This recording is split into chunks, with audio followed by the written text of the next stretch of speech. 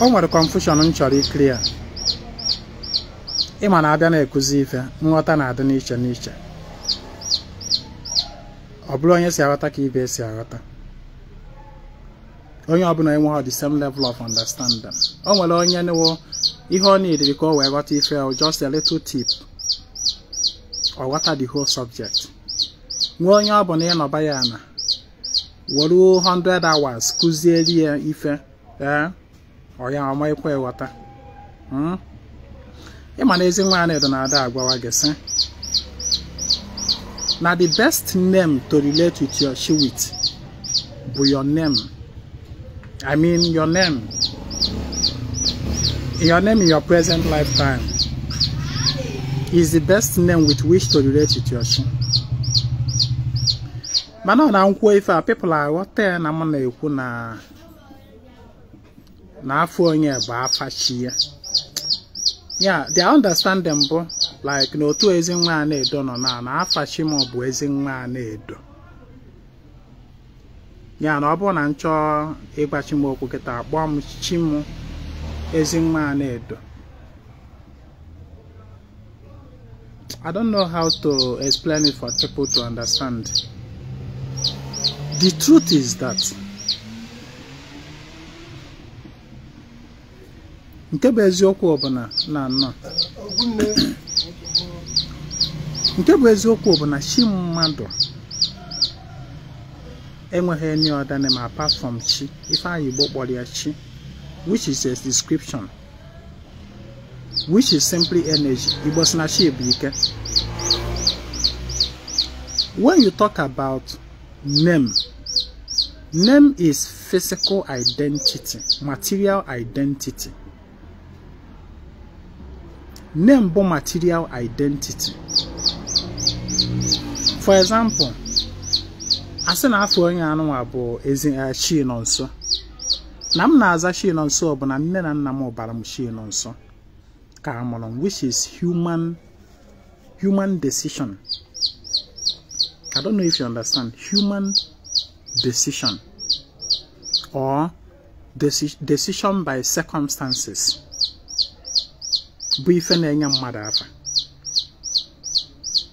For example, maybe na amụrụ onye ahụ ụbọchị orie, asị na afọ onye anụ abụ okorie. That is situation, that the situation of the name, the market name of that day, naming the person.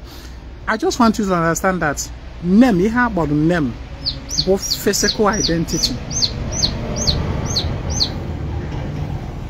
All physical material identity, which is human dependent in a way. I don't know if you understand. For example, did you know that now one women emelo na abu ihe ka echi ka ọ ga-amụ nwa. Enwere ike mee operation today kupute the nwa. By so doing, humans have determined the date of the birth of the child. So when you kabule shibo tata breko kwa bule shibo de obule shibo afọ ka de nwa kare pụta mana tata no doctor eme na operation kupute de nwa today bụ eke e change kwa na afa de nwa o instead of okeke ihe a na-azazi if instead of okori ihe a na-azazi bụ okeke, the name of today. So you find out that name is about human factor. In other words, the name of your chi is not actually, I mean, your name is not actually the name of your chi per se. But what I'm trying to tell you is that your chi that is particular and peculiar to you is identified by that your name. Is identified and personified by that your name. For example, na mmadụ nwere ike for picture Ezinwa Anaedo somewhere. Egosi onye ahụ picture asị ya kedu onye nwe picture. Onye ahụ asị ihe a bụ picture Ezinwa Anaedo. Picture Ezinwa Anaedo. It does not mean that na the name of that picture be Ezinwa Anaedo. but that picture is identified by the name of the owner. That is what I mean by now your chi is identified and personified by your name. It does not mean that she gave afagaho, you know, in the actual sense of it. As a matter of fact, she is spirit and it have no name. It's just like Chukwu Okike.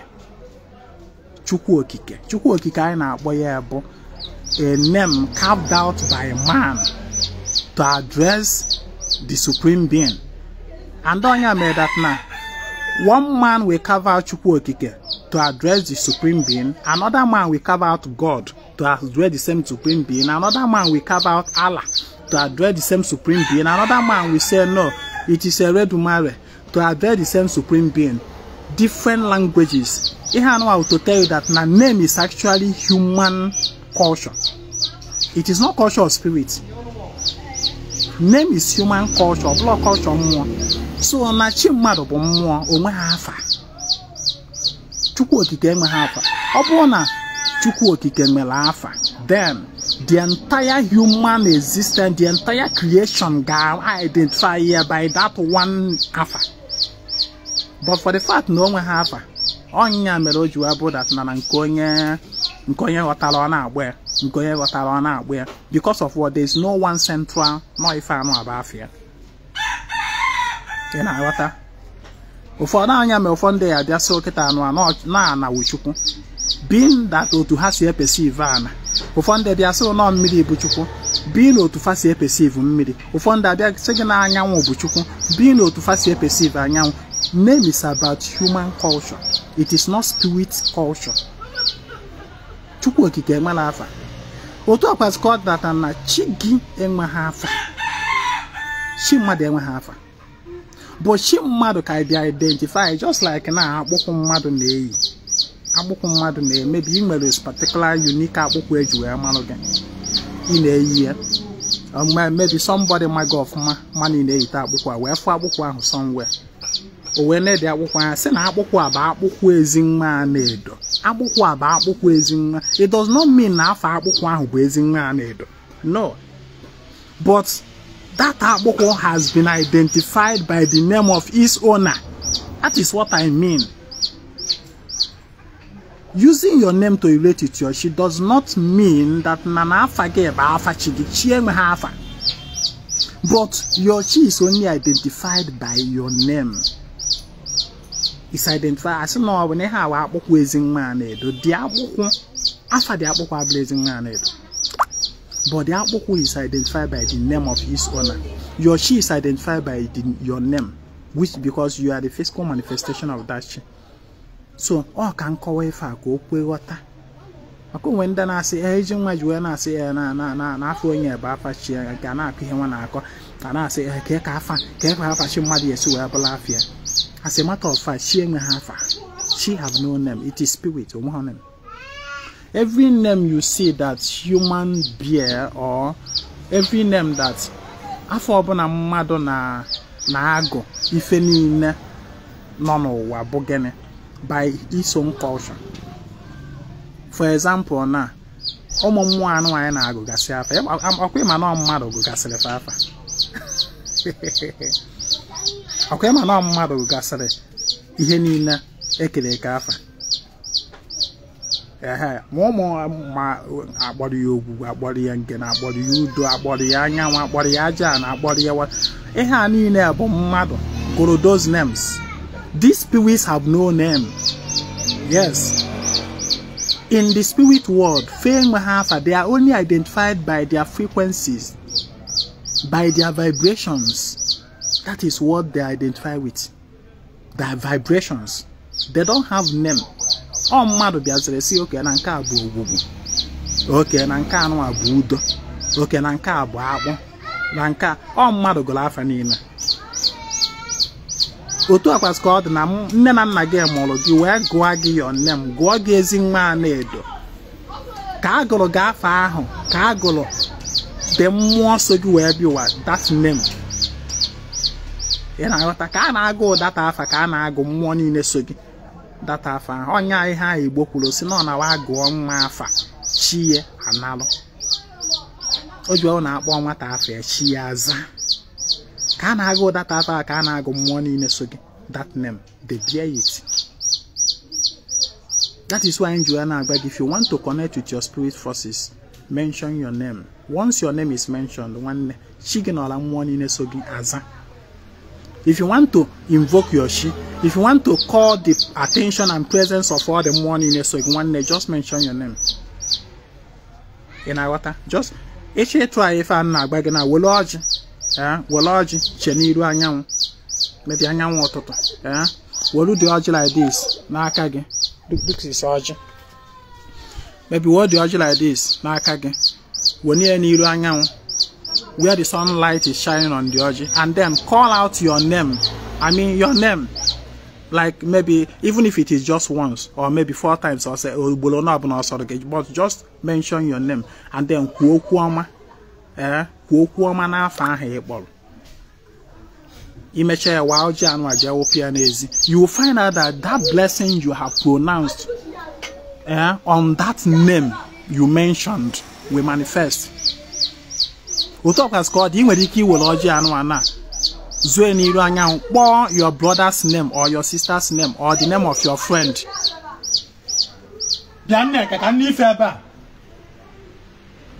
Inweki will the same original Zueni Ranyang, why for anybody? Why for anybody? Speak, make declaration on that name you just mentioned. You could share what that Oja Wopunezi. And you will see that your blessing you have spoken on that name you mentioned manifesting in that person's life. The reason why you are born or manifest that name, just that name is what is doing the magic.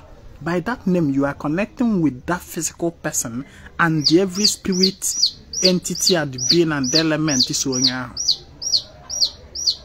Once you mention that person's name, Machio, Mamwani, Neswe, they come to pick up those vibrations of your words and they go to deliver it to the person.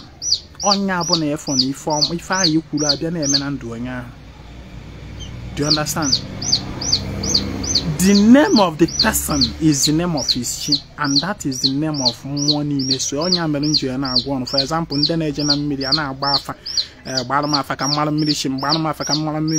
once you go to any water, any physical water, you will do where gas pass all no nisigi.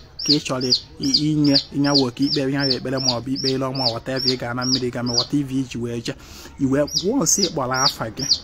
Man, ndo to mmiri sogi we appear in that water. Your name is what calls them. Your name is what attracts them. Your name is what, because they don't have any other physical representation or name other than your name. Once they media, they come to accept whatever you have.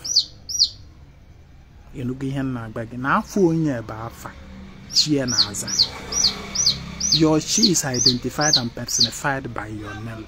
Stop looking for the name of your chi elsewhere.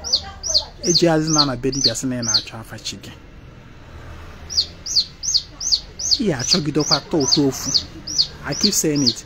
When you keep looking for something that is not necessary, you start finding things that are not necessary.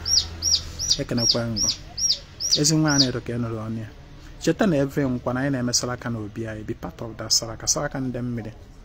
Chat me on WhatsApp if you want to be part of the Salaka 08032477868. Cheta, if you want to be part of Salaka of any your participation request should get to me either on Eke, like today is Eke, Olia, tomorrow is Olia, Afo, Maneshi Bafo. Don't wait until that on day. If you don't always Anaedo on a phone, if you don't chat about message, send one message, I will not be chance to listen to you. Everything about participating in the Salaka ends on Afo. Try to let your message get to me today, tomorrow, or next. Latest Afo.